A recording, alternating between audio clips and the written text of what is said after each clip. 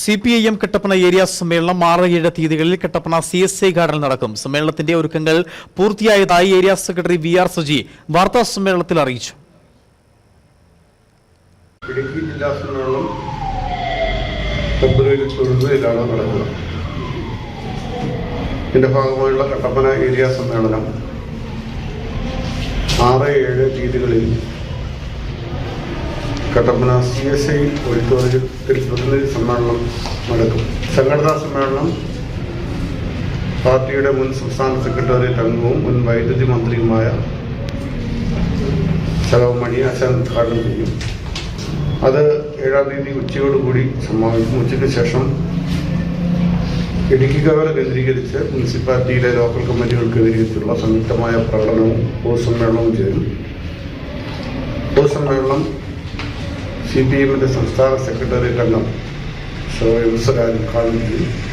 സംസ്ഥാന സമ്മേളനം ഫെബ്രുവരി 25 മുതൽ 28 വരെ കൊല്ലത്തും ഇടുക്കി ജില്ലാ സമ്മേളനം ഫെബ്രുവരി 4 മുതൽ 6 വരെ തൊടുപുഴയിലുമായി നടക്കും. ഇതിനു മുന്നോടിയായി കട്ടപ്പന ഏരിയയുടെ കീഴിലെ 116 ബ്രാഞ്ച് സമ്മേളനങ്ങളും 8 ലോക്കൽ സമ്മേളനങ്ങളും പൂർത്തിയായി.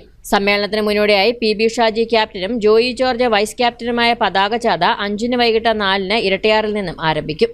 രക്തസാക്ഷി KK വിനോദിന്റെ അമ്മ വള്ളിയമ്മ പതാക കൈമാറും. സ്വാഗത സംഘം ചെയർമാൻ മാത്യു ജോർജ് ഉദ്ഘാടനം ചെയ്യും. വെള്ളിയാഴ്ച രാവിലെ 10 മണിക്ക് പ്രതിനിധി സമ്മേളനം MM മണി MLA ഉദ്ഘാടനം ചെയ്യും. CPM സംസ്ഥാന കമ്മിറ്റി അംഗം KP മേരി, ജില്ലാ സെക്രട്ടറി CV വർഗീസ് തുടങ്ങിയവർ സംസാരിക്കും. ശനിയാഴ്ച പകൽ 3-ന് കട്ടപ്പന ടൗൺ ഹാൾ പരിസരത്ത് നിന്ന് നഗരത്തിലേക്ക് റെഡ് വോളണ്ടിയർ മാർച്ച് നടക്കും. പൊതുസമ്മേളനം കട്ടപ്പന മിനി സ്റ്റേഡിയത്തിൽ സംസ്ഥാന സെക്രട്ടേറിയറ്റ് അംഗം M സ്വരാജ് ഉദ്ഘാടനം ചെയ്യും.